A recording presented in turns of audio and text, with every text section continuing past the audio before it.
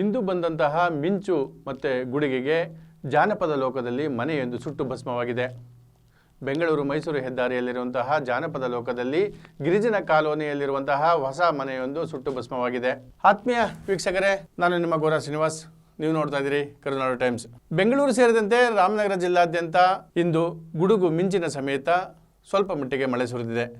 ನಿನ್ನೆಯಿಂದ ಆರಂಭವಾದಂತಹ ಮಳೆಯು ಇಂದು ಸ್ವಲ್ಪ ಹೆಚ್ಚಾಗಿ ಮಳೆ ಬಿದ್ದಿದ್ದು, ಈ ಮಳೆಯ ಸಂದರ್ಭದಲ್ಲಿ ಮಳೆಗಿಂತ ಹೆಚ್ಚಾಗಿ ಮಿಂಚು, ಗುಡುಗು ಮತ್ತು ಗಾಳಿ ಹೆಚ್ಚಾಗಿತ್ತು. ಇದೇ ಸಂದರ್ಭದಲ್ಲಿ ಬೆಂಗಳೂರು ಮೈಸೂರು ಹೆದ್ದಾರಿಯಲ್ಲಿರುವಂತಹ ರಾಮನಗರ ಚನ್ನಪಟ್ಟಣ ನಡುವೆ ಇರುವಂತಹ ಕರ್ನಾಟಕ ಜಾನಪದ ಪರಿಷತ್ ನೋಡ್ಕೊಳ್ತಿರುವಂತಹ ಜಾನಪದ ಲೋಕದಲ್ಲಿ ಗಿರಿಜನರ ಲೋಕ ಎಂಬ ಒಂದು ಆಡಿಯನ್ನು ಮಾಡಲಾಗಿದೆ. ಇಲ್ಲಿ ಒಟ್ಟು 5 ಮನೆಗಳನ್ನು ನಿರ್ಮಿಸಲಾಗಿದೆ. ಈ 5 ಮನೆಗಳನ್ನು ಪ್ರೇಕ್ಷಕರು ನೋಡಿ ಕಣ್ತುಂಬಿಕೊಳ್ಳುತ್ತಿದ್ದರು. ಇದರಲ್ಲಿ 3ನೇ ಮನೆಯಾದಂತಹ ಮಲೆ ಕುಡಿಯರ ಮನೆ ಸಂಪೂರ್ಣವಾಗಿ ಮಿಂಚಿಗೆ ಅಂದ್ರೆ ಸಿಡಿಲಿಗೆ ಬಲಿಯಾಗಿದೆ. ತಾವೆಲ್ಲ ಗಮನಿಸಿರ್ಬೋದು ವೀಕ್ಷಕರೇ, ಜಾನಪದ ಲೋಕಕ್ಕೆ ತಾವು ಎಂಟ್ರಿ ತಗೊಂಡ ನಂತರ ಕೊನೆಯ ಭಾಗಕ್ಕೆ ಹೋದಾಗ ಸರಸ್ವತಿ ಮಂದಿರ ಅಂತ ಬರುತ್ತೆ. ಸರಸ್ವತಿ ಮಂದಿರದ ಹಿಂಭಾಗ ಸರಿಸುಮಾರು 1 ಕೋಟಿ ರೂಪಾಯಿ ಸರ್ಕಾರದ ಅನುದಾನದಲ್ಲಿ ಅದೇ ವೆಚ್ಚದಲ್ಲಿ ಗಿರಿಜನರಿಗೆ ಸಂಬಂಧಪಟ್ಟಂತಹ 5 ಮನೆಗಳನ್ನು ನಿರ್ಮಿಸಲಾಗಿತ್ತು.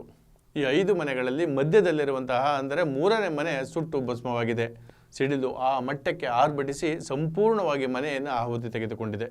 ಗಿರಿಜನ ಲೋಕದಲ್ಲಿ ಒಟ್ಟು 5 ಮನೆಗಳಿವೆ.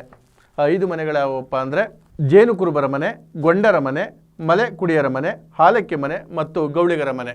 ಈ ಒಟ್ಟು 5 ಮನೆಗಳಲ್ಲಿ ಮಧ್ಯದಲ್ಲಿರುವಂಥದ್ದೇ ಮಲೆ ಕುಡಿಯರ ಮನೆ. ಈ ಮಲೆ ಕುಡಿಯರ ಮನೆಗೆ ಸಿಡಿಲು ಬಡಿದ ತಕ್ಷಣ ಮೇಲೆ ಹಾಸಿದಂತಹ ಹುಲ್ಲು ಸಂಪೂರ್ಣವಾಗಿ ಹತ್ತಿಕೊಂಡಿದೆ. ಸಿಡಿಲಿಗೆ ಸಂಪೂರ್ಣ ಮನೆ ಸುಟ್ಟು ಭಸ್ಮವಾಗಿ ಅಲ್ಲಿದ್ದಂತಹ ಮಲೆ ಕುಡಿಯರ ಜನಾಂಗಕ್ಕೆ ಸಂಬಂಧಪಟ್ಟಂತಹ ಹಲವಾರು ಪ್ರತಿಕೃತಿಗಳು ಸಂಪೂರ್ಣವಾಗಿ ಸುಟ್ಟು ಭಸ್ಮವಾಗಿವೆ. ಅದೊಂದು ರೀತಿ ಪ್ರವಾಸಿಗರಿಗೆ ನಿರಾಸೆಯನ್ನು ಉಂಟು ಮಾಡಿದೆ. ಅದೇ ರೀತಿ ಜಾನಪದ ಲೋಕದಲ್ಲಿ ಕಚೇರಿಯಲ್ಲಿರುವಂತಹ ಲ್ಯಾಪ್ಟಾಪ್ಗಳು, ಕಂಪ್ಯೂಟರ್ಗಳು, ಕ್ಯಾಮ್ರಾಗಳು ಸಹ ಸುಟ್ಟು ಹೋಗಿದೆ ಎಂದು ಅಲ್ಲಿಯ ಸಿಬ್ಬಂದಿಗಳು ಮತ್ತು ಆಡಳಿತಾಧಿಕಾರಿಗಳು ತಿಳಿಸಿದ್ದಾರೆ. ಒಟ್ಟಾರೆ ತಡವಾಗಿ ಆರಂಭವಾದಂತಹ ಈ ಮಳೆ ಕೆಲವರಿಗೆ ರೈತರಿಗೆ ಖುಷಿ ತಂದುಕೊಟ್ಟರು ಸಹ ಈ ರೀತಿಯ ಎಲೆಕ್ಟ್ರಾನಿಕ್ ವಸ್ತುಗಳು, ಈ ರೀತಿಯ ಹುಲ್ಲಿನ ಮನೆಗಳು ಸುಟ್ಟು ಭಸ್ಮವಾಗುತ್ತವೆ. ಸಾರ್ವಜನಿಕರು, ಅದರಲ್ಲೂ ವಿಶೇಷವಾಗಿ ಬೈಕ್ ಸವಾರರಿಗೆ ಕರುನಾಡು ಟೈಮ್ಸ್ ವತಿಯಿಂದ ಮನವಿ ಮಾಡ್ಕೊಳ್ಳೋದೇನಪ್ಪ ಅಂದ್ರೆ, ಬೈಕ್ ಸವಾರರು ನಿಲ್ಲುವಂತಹ ಜಾಗ, ಮಳೆ ಬಂತು, ಸಿಡಿಲು ಬಂತು, ಗುಡುಗು ಬಂತು ಎಂದು ಏಕಾಏಕಿ ನಿಲ್ಲುವಂತಹ ಜಾಗಗಳಿವೆ ಅಲ್ಲ, ಅವನ್ನ ಬಹಳವಾಗಿ ವೀಕ್ಷಣೆ ಮಾಡಿ ಮಳೆಯಲ್ಲಿ ನೆನೆದರೂ ಪರವಾಗಿಲ್ಲ,